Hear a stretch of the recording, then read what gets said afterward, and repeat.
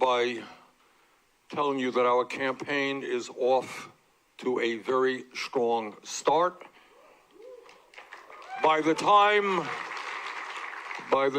they finally counted the votes in Iowa, we won the popular vote by 6,000 votes, not bad.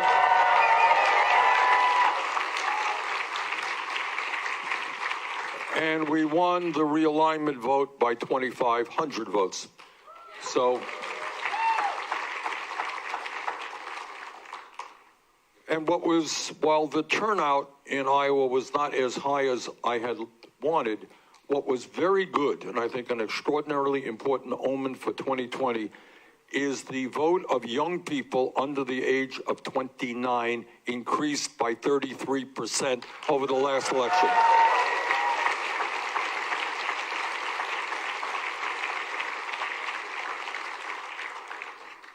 What our campaign is about are two fundamental issues.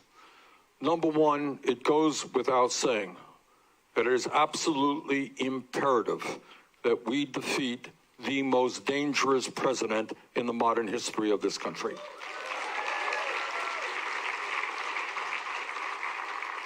Now, whatever your political views may be, even if you're a conservative or a moderate or progressive, I think we all understand that it is an embarrassment to us, unacceptable to us as Americans, that we have a president who is a pathological liar, who has lied thousands and thousands and thousands of times, documented by the media, who in all likelihood psychologically may not know the difference between a lie and the truth.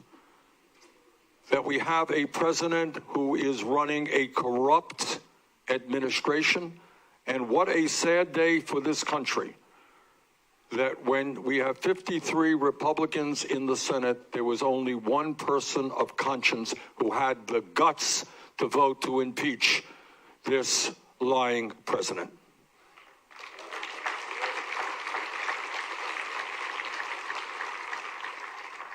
Donald Trump, and again, it honestly gives me no pleasure to say this, is not only a pathological liar, he is a racist, he is a sexist, he is a homophobe, a xenophobe, and a religious bigot. And if you think back in the history of this country, all of the struggles we have had from the very inception of this country, and the terrible things that were done to the Native Americans, the abomination of slavery, women as second-class citizens, all the religious discrimination that we've seen against the Italians, the Irish, the Jews, the Catholics, whatever it may be.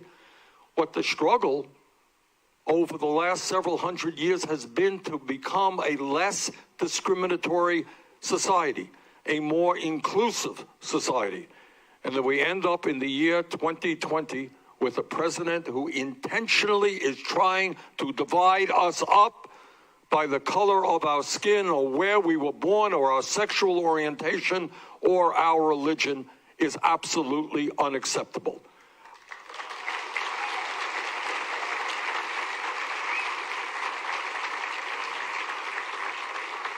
So in fact, what our campaign is about and what our administration will be about is exactly the opposite of what Trump is trying to do. He's trying to divide us up. We are going to bring our people together, black and white and Latino, Native American, Asian American, gay and straight, around an agenda that works for all of us, not just the 1%.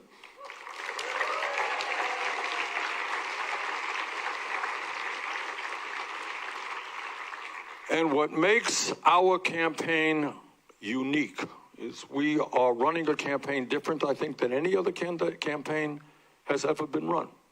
We are rewriting the rules of campaign finance.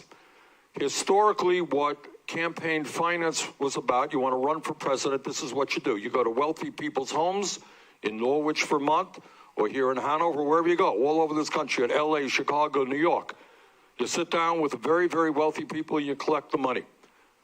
That's what has always gone on, and that is what's going on among some candidates in this campaign right now. I'm running against some guys, Pete Buttigieg among others, who have raised campaign funds from over 40 billionaires,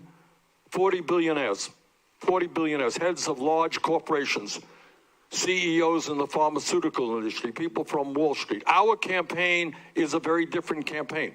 And I am enormously proud to tell you that we have received more campaign contributions from more people, averaging $18.50, than any candidate in the history of the United States of America.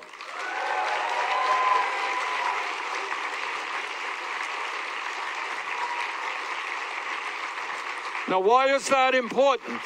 Why is that important? And the answer is, all of you know it. I was on a TV show this morning and somebody said, the moderator said, well, do you really think that it matters where campaign contributions come from?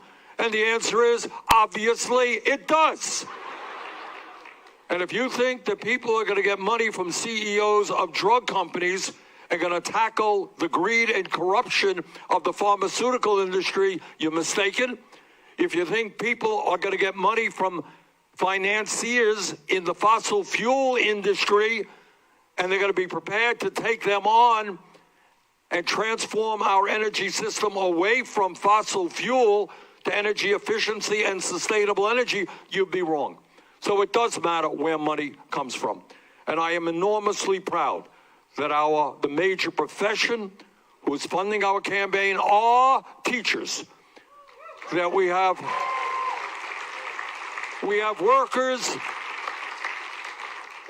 workers at Amazon who are making 15, 16 bucks an hour. They are funding our campaign. Workers at Walmart who have very little money who are helping to fund our campaign. So without being too rhetorical, our campaign is a campaign of the working families of this country. It is for the working families. It is by the working families. And that is what our administration will be about.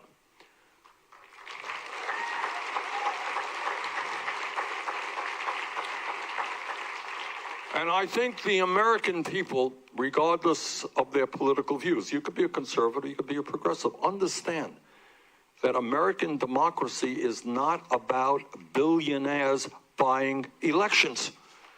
It's not about somebody having $60 billion, spending hundreds of millions of dollars to run for president. It's not about billionaires contributing huge amounts of money to elect candidates who represent the wealthy and the powerful.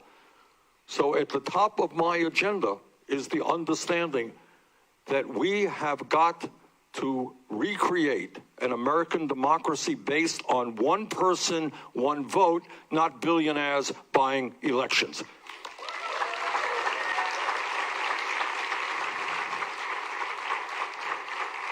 And that means, among many other things, overturning this disastrous Citizens United Supreme Court decisions.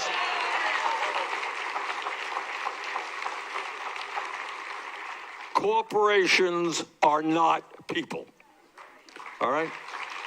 And the need to move to public funding of elections. And when we talk about a corrupt political system, which is what we have, where money is buying elections, we should also talk about a rigged economy. And let me talk about some stuff which you're not going to see very often on television for obvious reasons or in the media. And that is, you have to ask yourselves, and what this campaign is about is asking people to think outside of the box, to think and ask questions that you don't see on the TV, that you don't hear discussed in Congress. Question, simple question. Why in America today do we have more income and wealth inequality than any time in the last 100 years? Simple question. You have today in America 3 people owning more wealth than the bottom half of American society. You have the top 1% owning more wealth than the bottom 92%. Since Trump has been president, billionaires have seen an $850 billion increase in their wealth, a 37% increase in wealth for billionaires in the last 3 years. And yet last year, the average American worker saw less than a 1% increase in his or her wages. So we have massive income and wealth inequality. People on top are doing phenomenally well. Tonight, 500,000 people in this country will be homeless or in emergency shelters. It is time to change the priorities of America. It is time not to give tax breaks to billionaires, but to invest in the needs of the middle class and working families of this country.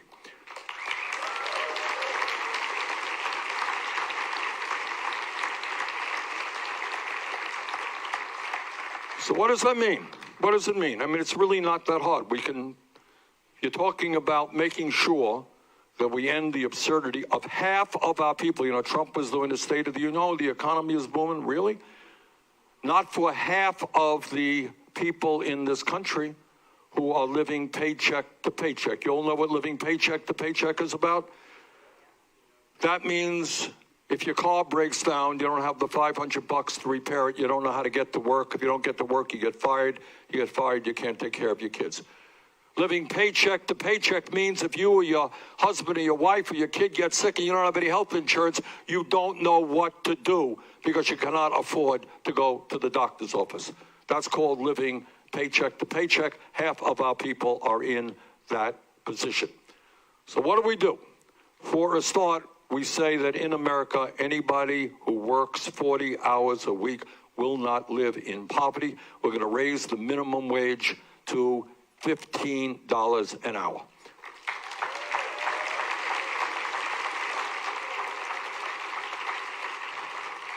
It says that in the year 2020, maybe it is time to end the absurdity of women making 79 cents on the dollar compared to men.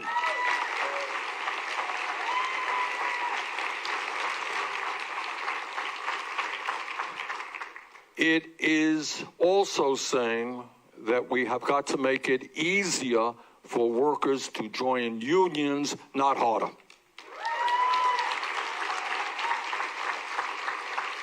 A progressive agenda understands that we can create millions of good-paying jobs, union jobs, by rebuilding our crumbling infrastructure. A progressive agenda also takes a hard look at education. Take a hard look at education. Ask us, where are we today as the wealthiest country on earth? Every psychologist in the world who studies the issue understands that 0 through 4 are the most important years of human development, intellectually and emotionally. All right? Everybody understands that. There's no argument. And yet we have a child care system which is totally dysfunctional. So you got millions of working class, middle class families who cannot find quality, affordable child care while Trump and his friends give huge tax breaks to billionaires. I think it's time we reverse that. I think it's a time we invested in our children. We had universal, high quality, affordable child care.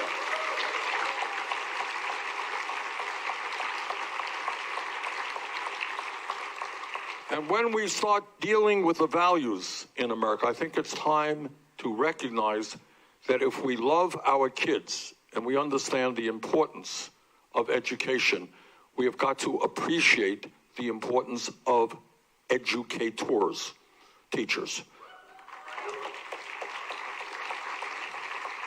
Now, there's something a little bit crazy about living in a country in which Major League Baseball players get contracts for hundreds of millions of dollars, and yet when I talk to teachers here in Hampshire, you learn that some starting teachers start with a salary. First-year teachers start with a salary of less than $29,000 a year.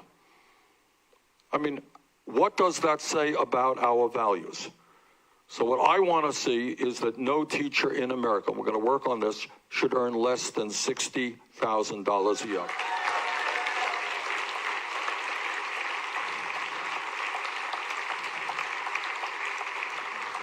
Because the truth is, there are very few jobs that are more important than teachers. And we have to respect educators and we have to respect education. And when we do that also, again, not a radical idea, is to say that everybody in America, who has the ability and the desire should be able to get a higher education, college or trade school, regardless of the income of his or her family. That is not a radical proposition.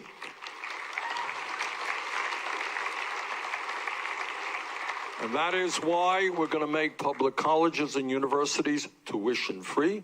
We're going to substantially increase Pell Grant funding, work-study program, so that people who choose to go to private colleges can leave school without debt. And there's something else that we're going to do.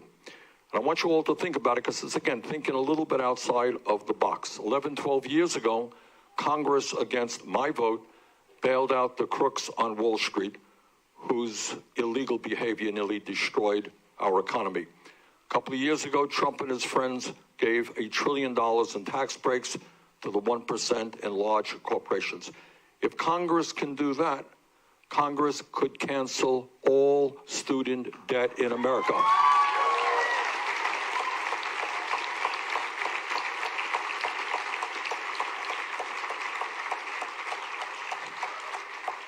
Four years ago, when I ran for president, I came to New Hampshire.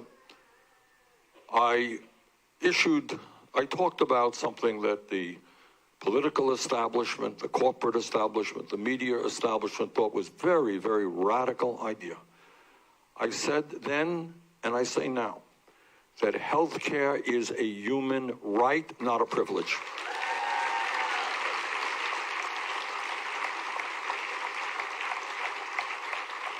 And when you think outside of the box and you ask yourselves some simple questions, how does it happen that in our great country, wealthiest country on earth, we are the only major nation on earth not to guarantee health care to all people? How does it happen that our friends north of us here, a few hundred miles away in Canada, are able to provide quality health care to all of their people, spending 1/2 as much as we spend per capita on health care? How does it happen in Canada? If you end up in the hospital with a serious illness, you walk out, you don't pay a nickel in a hospital bill. Go to any doctor you want. How come they can do it? How come countries all over Europe, Scandinavia, can provide health care to all of their people at a far lower cost than we do? And the answer is that in our country, uniquely in the industrialized world, the function of the healthcare system today is not to provide quality care to all. It is to provide huge profits for the insurance companies and the drug companies. And I say now, enough is enough.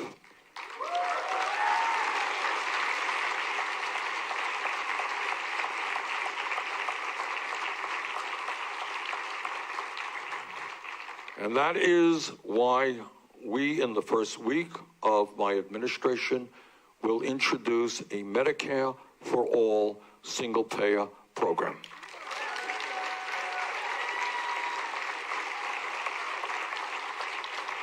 Now, the healthcare industry will be running ads, and my opponents will tell you how radical this is. It's not a radical idea.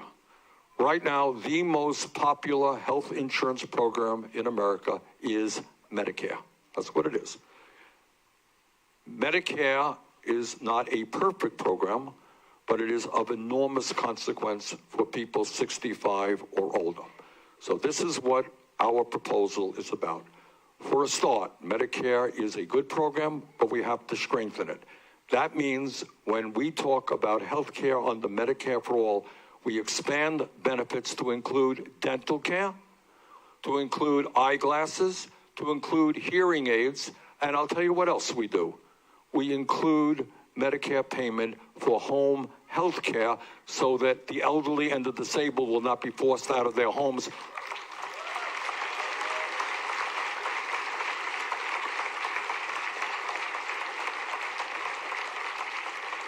So we expand Medicare, and in year one, we lower, it's a 4-year transition program. Year one, we go from 65 eligibility down to 55. Year two, 45. Year three, 35.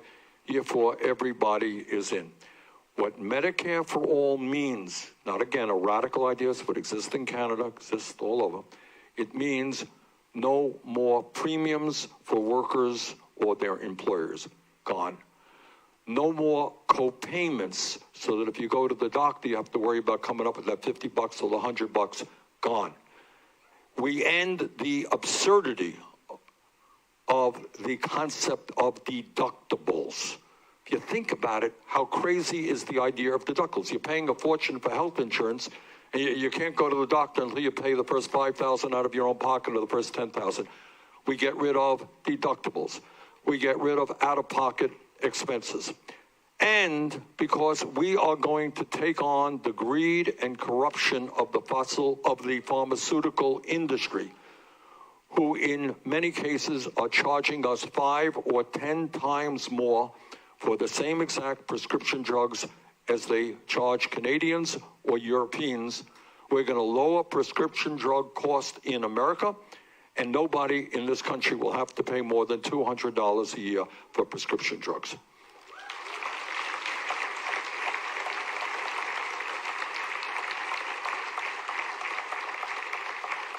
Now, for 100 years, just read the books, for 100 years, from Teddy Roosevelt, actually more than 100 years, from Teddy Roosevelt to FDR to Harry Truman to JFK to Lyndon Johnson to Richard Nixon to Jimmy Carter to Barack Obama, presidents have talked about the need for universal health care, but it hasn't happened. Hasn't happened. Today, 87 million uninsured or underinsured. Can you believe that? 87 million. 30,000 people die each year because they don't get to a doctor on time.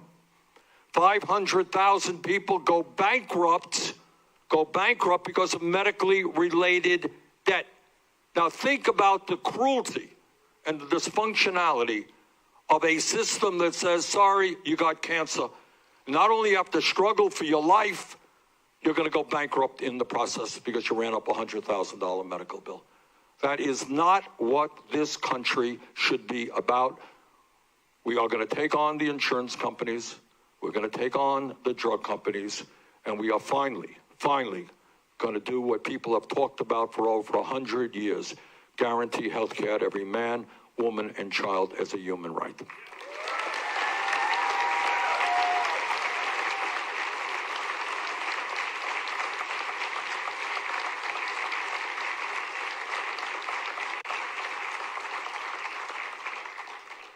Now, I don't want to waste a whole lot of time talking about Donald Trump. He's not worth a whole lot of words.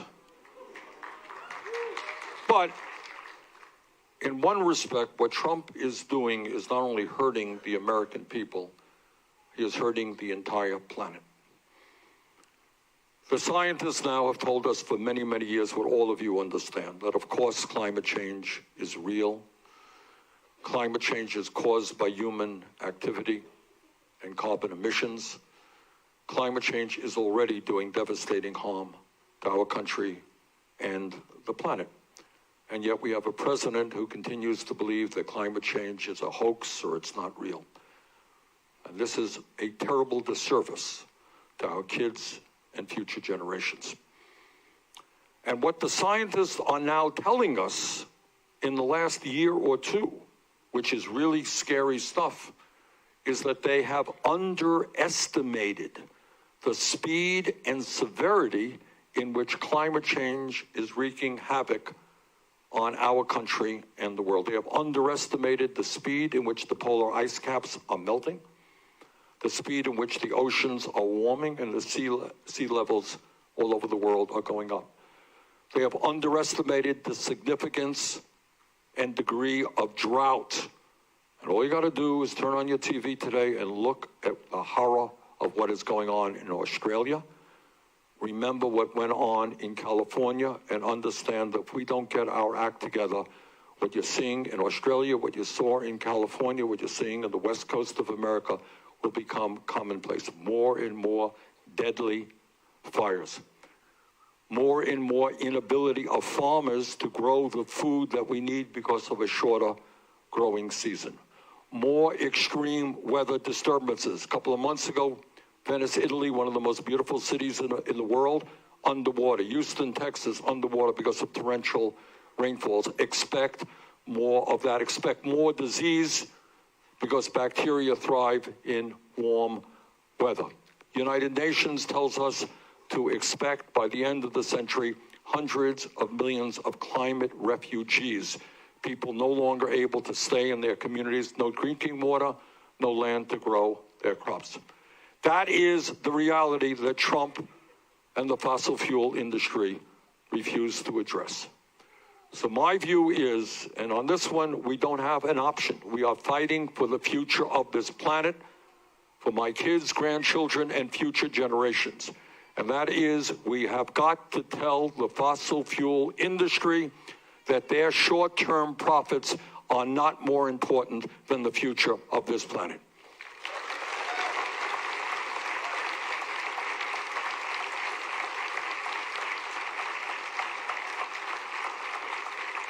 And I am very proud to tell you that we have introduced the most comprehensive climate change proposal ever introduced by a candidate for federal office based on the principles of the Green New Deal. And what that proposal basically does is it moves as fast as we can our economy away from fossil fuel to energy efficiency and sustainable energy. And the problem here is complicated by the fact that this is not just an American issue. Healthcare is an American issue. Education, American issue. We can deal with those internally. Climate change is a global issue. We could do all the right things tomorrow. If the rest of the world is not, we remain in very bad shape. So my job as President of the United States would be not only to take on the fossil fuel industry here, but to speak to the people of China and Russia and India and Pakistan and Brazil, countries all over the world, and make the case that has to be made that maybe, just maybe, instead of spending $1.8 trillion a year on weapons of destruction designed to kill each other, maybe we should pool our resources and fight our common enemy, which is climate change.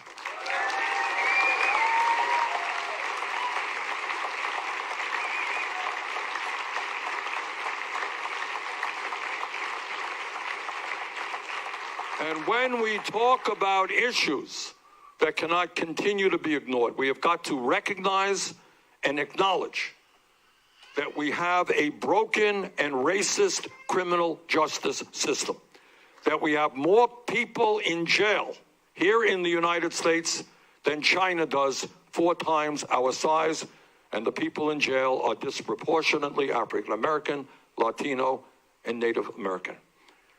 So what our administration will be about is investing in young people, in jobs, in education, so the kids are prepared to make it in society.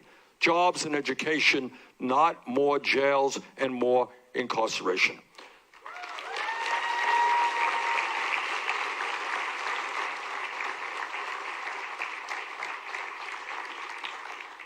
And what our administration is about is ending private prisons and detention centers. Corporations should not make money by locking up Americans.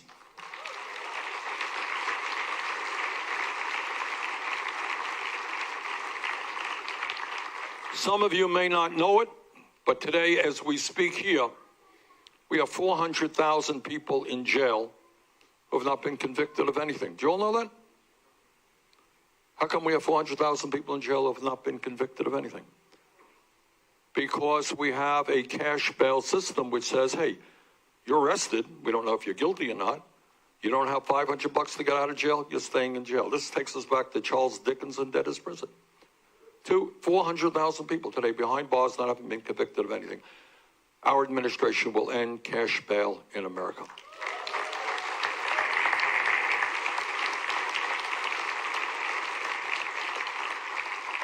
And the other issue, long overdue, that we have to deal with, and I'm proud of the progress we made. 4 years ago I talked about it.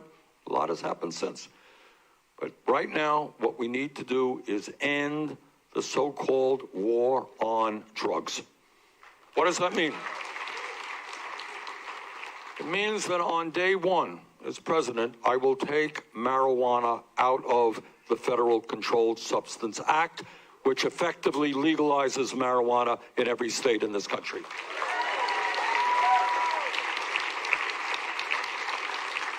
I mean, right now, under the Controlled Substance Act, marijuana is at the same level as heroin.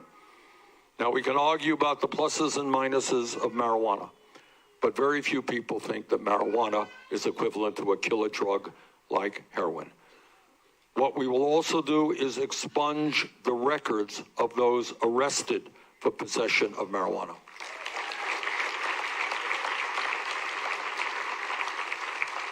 And I'll tell you what else we're going to do, and this is not an idea that came to me. It came to me from friends in the African-American community and the Latino community. But if you go to Nevada and you drive around Las Vegas, you see these huge signs, buy marijuana here, buy hemp there. It's legal in Nevada. And you begin to think, okay, we're going to legalize marijuana in the country, and that will happen sooner or later. We'll make it happen sooner. Who's going to profit out of the legalization of marijuana? And everything being equal, it'll be a few large corporations. Well, that's not what I want to see. And I'll tell you why I don't want to see it.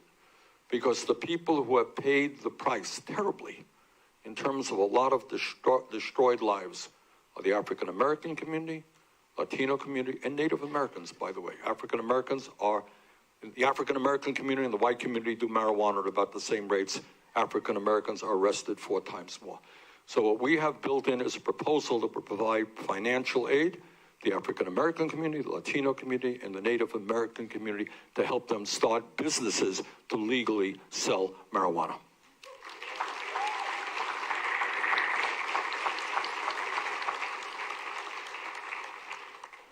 Now, every American, regardless of his or her political views, gets sick to our stomachs when we read about another mass shooting in this country. And what we have seen is growth of mass shootings. We now have 40,000 people a year who die as a result of guns. And what's interesting, what's happened in recent years in states like Vermont, a state which up until a couple of years ago had 0 gun control, New Hampshire, similar rural states, and urban states. There's a growing understanding that we need strong gun safety legislation.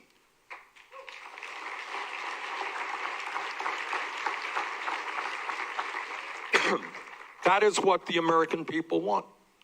That is what the American people overwhelmingly want. There are disagreements between gun owners and non-gun owners, between rural states like in New Hampshire and Vermont, urban areas, New York City, LA. There are differences, but the American people want strong gun safety legislation. Why don't we have it? And the answer is the NRA. That's about it, nothing more complicated.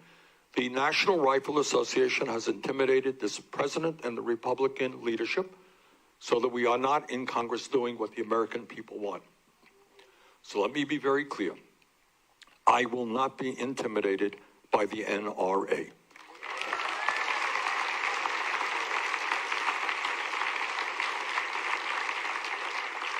We will do what the American people want, and what the American people want is universal background checks. If you have a history of violence, domestic violence, or whatever it may be, you know what? Sorry, you should not be owning a gun. We are going to eliminate and end the gun show loophole, the straw man provision, and we are also going to do what the American people increasingly want, something that I've supported for decades. That is, end the sale and distribution of assault weapons in this country.